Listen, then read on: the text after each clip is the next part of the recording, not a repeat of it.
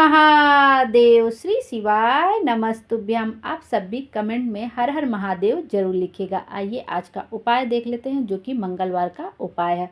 और यह मंगलवार इस साल 2024 का आखिरी मंगलवार है और इस दिन पड़ रही है प्रतिपदा तिथि और यह पौष मास का आखिरी मंगलवार होगा। सोमवती अमावस्या के बाद पड़ने वाला यह दूसरा मंगलवार है और यह उपाय आपको प्रदोष काल में करना है। प्रदोष काल का समय वह जब सूरज अस्त होने के 45 मिनट पहले से लेकर जब सूरज अस्त हो जाता है उसके 45 मिनट बाद तक का समय प्रदोष काल कहलाता है।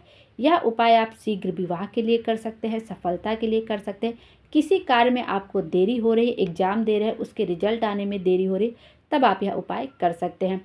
यह उपाय ज़्यादातर शीघ्र विवाह के लिए किया जाता है। जिसने भी शीघ्र विवाह के लिए यह उपाय किया है उसकी मनोकामना अवश्य ही पूरी हुई है। शीघ्र विवाह जैसे 30-35 साल के हो गए हैं लेकिन कहीं पे शादी नहीं लग रही, अच्छे रिश्ते नहीं आ रहे हैं, कहीं पे रिश्ता जम नहीं रहा है, तो आप यह उपाय कर सकते हैं। यह उपाय मात्र एक धतूरे का है। धतूरा आपने देखा होगा ग्रीन कलर का होता है जिसमें कांटे कांटे बने रहते हैं, वह एक धतूरे का महा उपाय। यह उपाय करने के लिए मात्र आपको एक धतूरा चाहिए और 1 लोटा जल चाहिए। तांबे के पात्र में अपने घर का शुद्ध जल आपको यह चाहिए। तांबे के पात्र में, तांबे के लोटे में अपने घर का शुद्ध जल होना चाहिए। अब आपको क्या करना है, अपने घर के आसपास जो भी शिवालय है वहाँ पे आपको चले जाना है और आपको क्या करना है कि उत्तरमुखी होकर, उत्तरमुखी होने से तात्पर्य है कि आपको आपका मुख उत्तर दिशा की ओर होना चाहिए। जिधर से जलाधारी से जल बहकर नीचे गिरता है, जहाँ पे हम लोग कलश लोटा वगैरह लगाकर जल झेलते हैं आचमन के लिए, आपका मुख उस दिशा की ओर होना चाहिए। आप दक्षिण दिशा की ओर खड़े होंगे और आपका मुख उत्तर दिशा की ओर होगा। उत्तरमुखी होकर आपको 1 लोटा जल भी समर्पित करना और एक धतूरा भी समर्पित करना है। धतूरा आपको फोड़ के समर्पित करना है। जो धतूरे के अंदर बीज होता है ना, वो आपको समर्पित करना है। चाहे आप घर से धतूरा फोड़ के ले आई या वहीं पे आप धतूरा फोड़ के उस बीज को अपनी मनोकामना कहते हुए शिवलिंग पर आपको चढ़ा देना है और 1 लोटा जल उसके बाद धीरे धार के साथ उसी बीज के ऊपर आपको नमः शिवाय बोलते हुए, नमः शिवाय बोलते, ओम नमः शिवाय बोलते, श्री शिवाय नमस्तुभ्यम बोलते हुए 1 लोटा जल धीरे धार के साथ आपको उसी धतूरे के बीज के ऊपर समर्पित कर लेना है। और उसके बाद थोड़ा सा जल आपको झेल लेना है अपने कलश में और आपको थोड़ा सा जल अपने माथे पर, आँखों पर, कंठ पर लगा लेना है। और यह उपाय आपको कम से कम 2 से 3 मंगलवार तो अवश्य ही करना है। आप देखेंगे कि आपका विवाह बहुत जल्दी पक्का हो जाएगा, बहुत अच्छी जगह पक्का। आप 2 ही मंगलवार करके देखेंगे तो आपको दिखेगा कि हाँ, यह उपाय काम कर रहा है। या शीघ्र विवाह के लिए यह उपाय बहुत ही अच्छे से काम करता है। सफलता के लिए, सुख समृद्धि के लिए धतूरे का उपाय वैसे भी बहुत ही फलदायी होता है। इस तरह से आपको यह उपाय करना है कि धतूरे को फोड़कर उसका बीज निकालकर आपको शिवलिंग के ऊपर समर्पित कर देना है और 1 लोटा जल धीरे धीरे धार के साथ आपको श्री शिवाय नमस्तुभ्यम बोलते, नमः शिवाय बोलते हुए, ओम नमः शिवाय बोलते हुए शिवलिंग पर समर्पित कर देना और जल को थोड़ा सा कलश में झेल लेना, अपने माथे कंठ पर लगा लेना और कम से कम 2 से 3 मंगलवार आपको यह उपाय अवश्य करना है और प्रदोष काल में ही करना है। अब आइए मंगलवार का ही दूसरा उपाय देख सकते हैं। यह उपाय आप मंगलवार के दिन भी कर सकते हैं और शनिवार के दिन भी कर सकते हैं और यह उपाय भी आपको प्रदोष काल में ही करना है और घर पर ही आप यह उपाय कर सकते हैं। घर पर ही मंगलवार का दिन हनुमान जी का दिन होता है तो बजरंग बली के सामने पास बैठकर आपको यह उपाय करना है। इसके लिए आपको चाहिए 2 लौंग और 4 हरी इलायची। 2 लौंग जो फूल होते हैं लौंग में, वो फूल सहित होना चाहिए। 2 लौंग और 4 हरी इलायची आपको लेना है।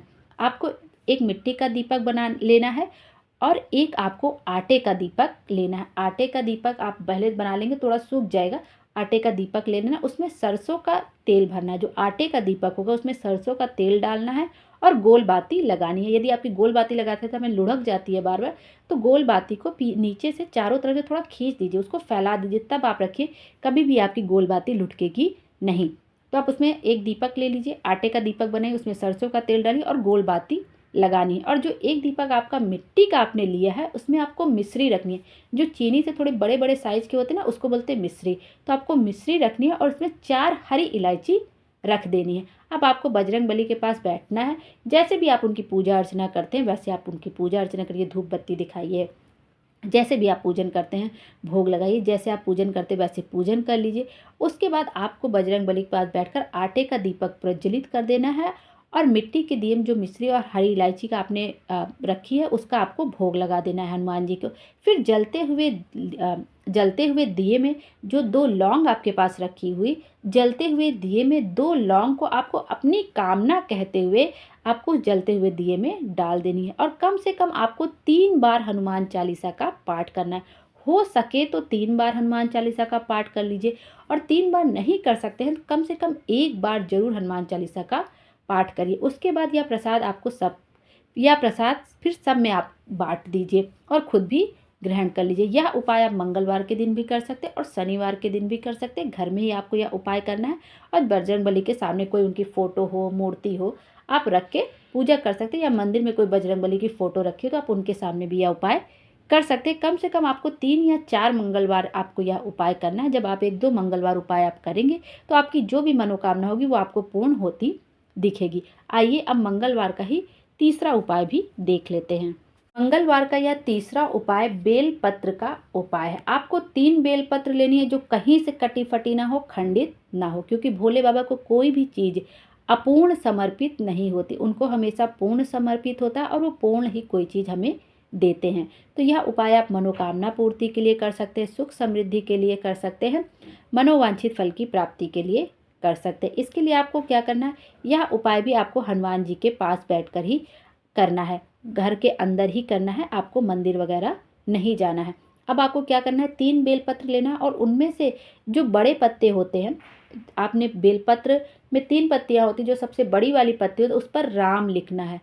राम सिंदूर से आपको राम लिखना है। सिंदूर को थोड़ा सा गीला कर लीजिए, उससे राम लिख दीजिए और घर पर ही बजरंगबली के पास में 3 बेलपत्र को समर्पित कर देना है अपनी कामना कहते हुए और हनुमान चालीसा का आपको पाठ करना है।